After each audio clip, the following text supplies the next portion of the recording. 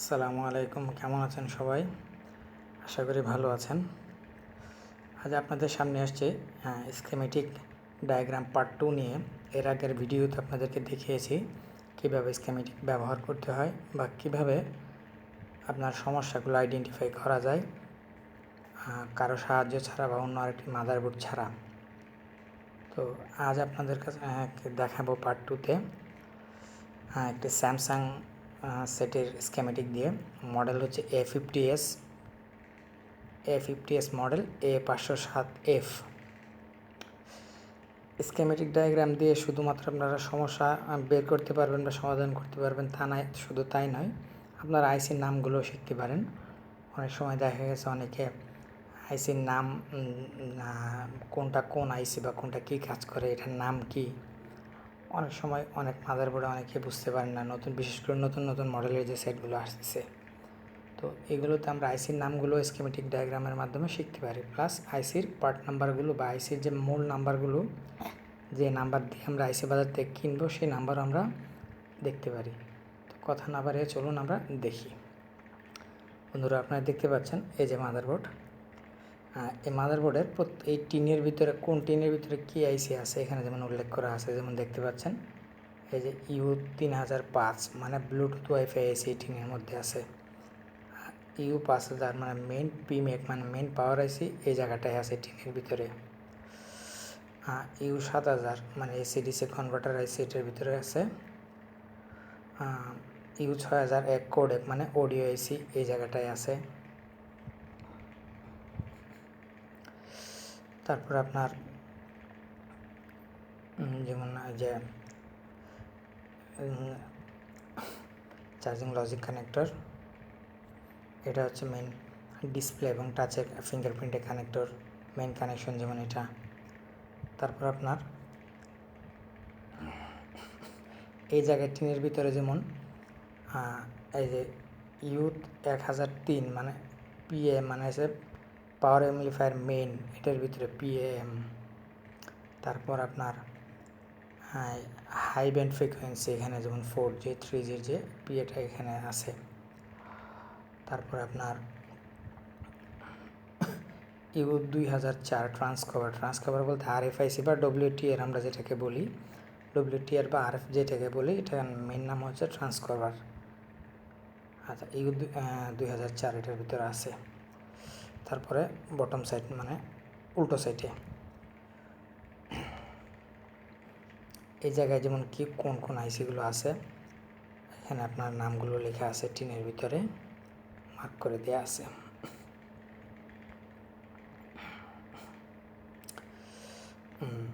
এটা হচ্ছে block diagram. বন্ধুরা, ওখানে আমরা যে পার্ট নাম্বারগুলো আছে আইসির, যেমন ধরেন আমরা নেটওয়ার্কের সম্পর্কে জানবো।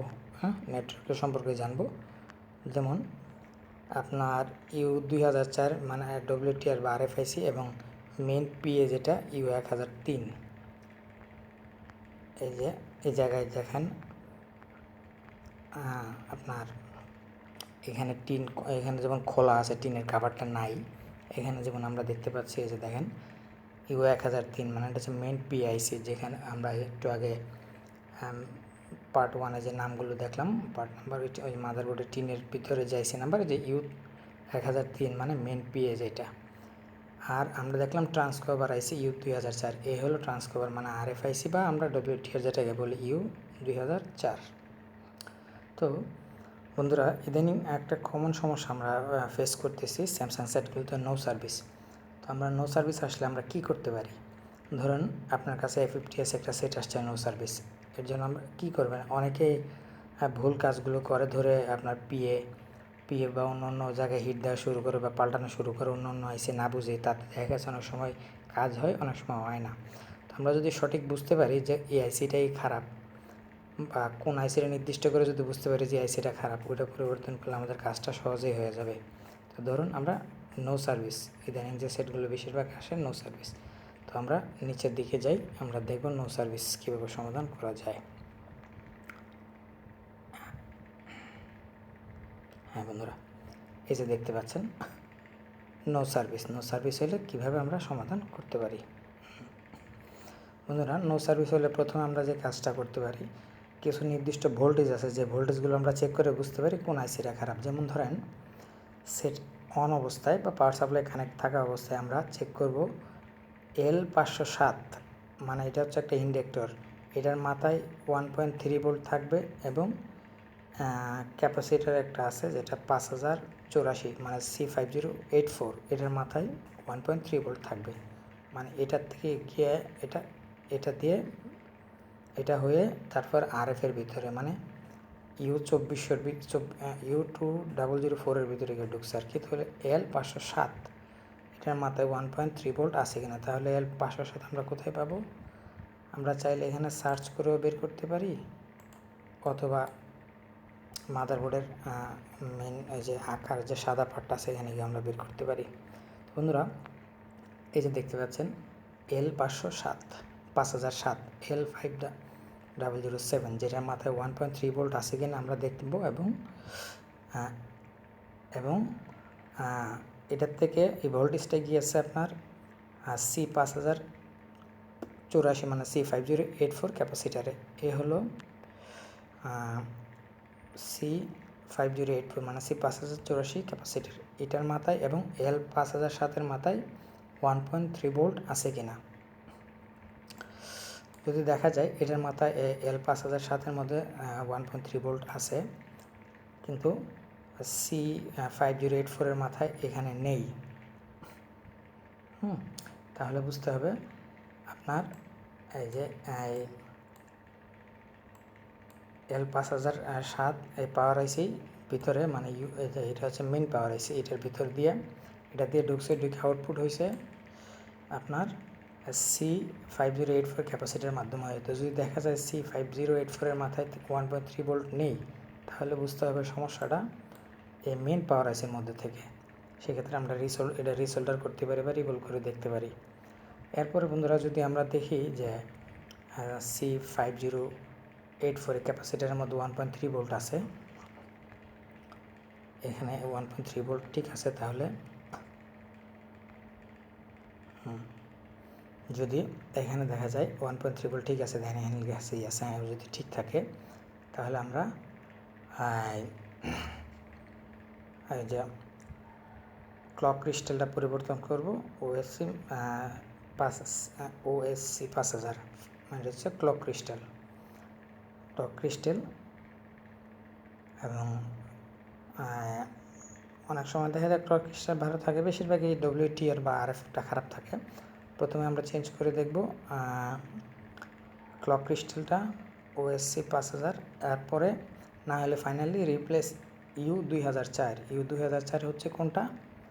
RFIC বা WTR IC আমরা যেটাকে বলি, U2004।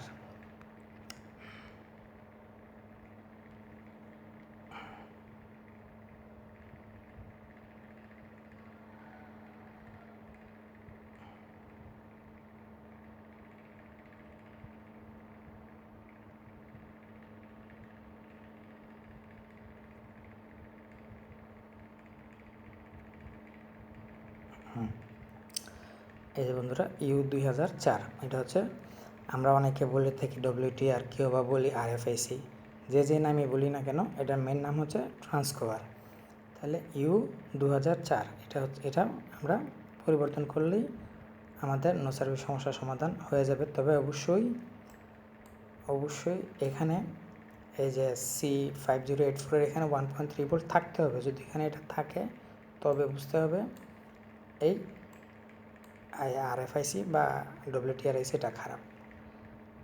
আর যদি এখানে C5084-এর মাথায় 1.3 ভোল্ট না থাকে, তাহলে এই সমস্যাটা পাওয়ার আইসির থেকে। তখন PA বলেন আর WTR বলেন, যাই বলেন, ওগুলো পরিবর্তন করলে কোনো কাজ হবে না। এভাবে আমরা নো সার্ভিস সমস্যার সমাধান করতে পারি। তারপর আপনার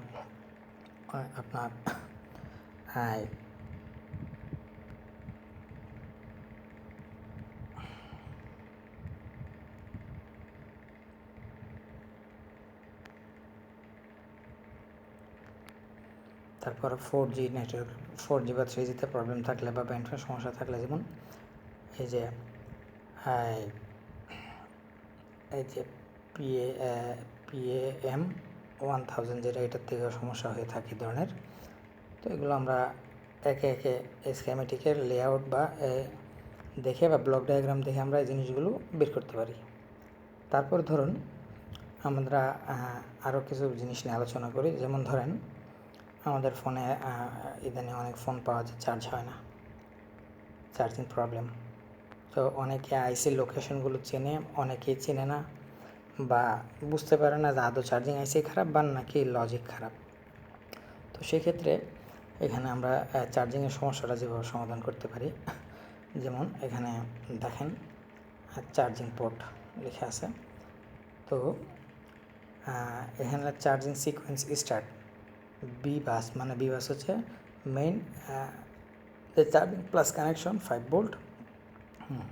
এটা যেমন যে সাব পিসিবি মানে হচ্ছে চার্জিং লজিককে বলা হয়েছে। চার্জার ঢোকানোর পরে চার্জিং পোর্ট থেকে ক্যাপাসিটার C9030 দিয়ে আপনার চার্জিং রেবন হয়ে, যেমন এই ভোল্টেজটা আসছে, এই যে দেখেন এই ভোল্টেজটা আসছে C6053 ক্যাপাসিটারের মাথায়। বি বাস চেক দেখেন লেখা আছে চেক দা 5 ভোল্ট C6053, মানে হচ্ছে আপনার এই যে এই চার্জিং লজিকের এখান থেকে এই ভোল্টেজটা সরাসরি মাদারবোর্ডের C6053 মানে 6053 এই ক্যাপাসিটারটার মাধ্যমে মাদারবোর্ডে ঢুকছে। তাহলে এই ক্যাপাসিটারটা কোথায়, এটা আমরা এখানে সার্চ দিয়েও লিখে বের করতে পারি, অথবা মাদারবোর্ড থেকে খুঁজেও আমরা বের করতে পারি।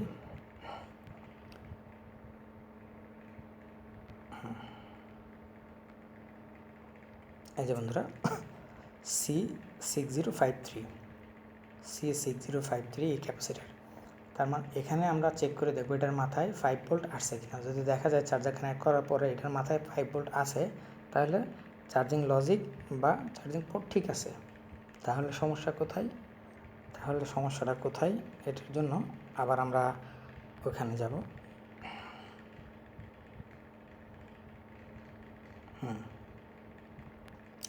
হ্যাঁ দেখেন চেক এখানে C5053 5 ভোল্ট আর 9 ভোল্ট, মানে 5 ভোল্ট বা 9 ভোল্টের চার্জার। আমরা তো 5 ভোল্টে সাধারণত ব্যবহার করে থাকি। এখানে যদি 5 ভোল্ট থাকে তাহলে রিপ্লেস U6002, মানে U6002 হচ্ছে ওবিপি চার্জিং আইসি, মানে ওভার ভোল্টেজ প্রোটেকশন চার্জিং আইসি U6002। তাহলে U6002 আমরা এখানে সার্চ দিয়ে বের করতে পারি, অথবা আমরা মাদারবোর্ড থেকে দেখেও বের করতে পারি U6002। বন্ধুরা এই যে U6000 এ হলো U6002। তার মানে আমরা কি দেখলাম, চার্জিং পোর্ট থেকে C6053 ক্যাপাসিটার নাম্বার C6053 মানে C6053 ক্যাপাসিটার হয়ে U6002 মানে ওবিপিআইসির ভিতরে ঢুকছে। তো যদি চার্জ শো না করে সেক্ষেত্রে এখানে যদি ক্যাপাসিটারের মাথায় যদি ভোল্টেজ থাকে, তাহলে বুঝতে হবে U6002 মানে চার্জিং ওবিপিআইসি এটা খারাপ। সেক্ষেত্রে এটা আমরা পরিবর্তন করতে পারি অথবা জাম্পার করতে পারি। তারপর যদি দেখা যায় যে না চার্জ লাগাইলে চার্জ শো করতেছে,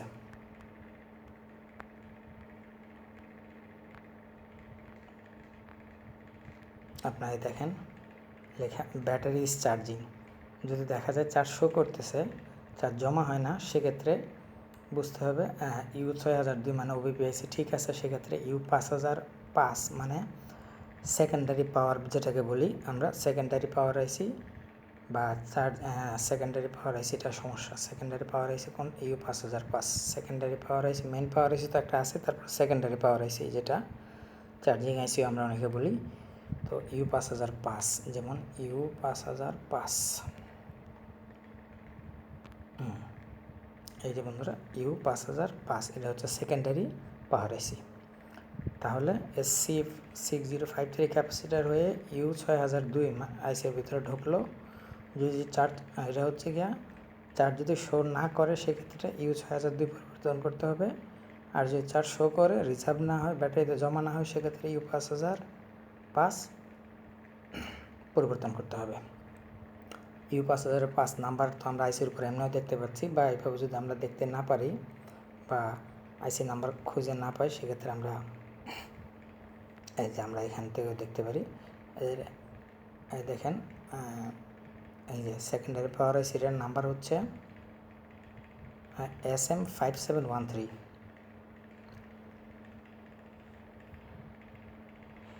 SM5713 হচ্ছে সেকেন্ডারি পাওয়ার আইসির নাম্বার। এই দেখেন ব্যাটারি এম্পিয়ার সাইড, এই যে ওবিপি আইসির নাম্বারটা হচ্ছে KTS1682।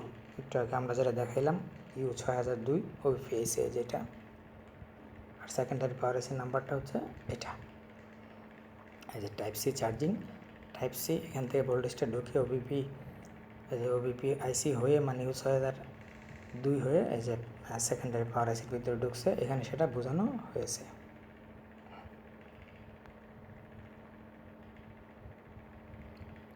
এই যে মেইন পাওয়ার আইসির নাম্বারটাও যেমন এখানে দেখতে পাচ্তেছি আমরা, এই ব্লক ডায়াগ্রামে দেখতে পাচ্তেছি।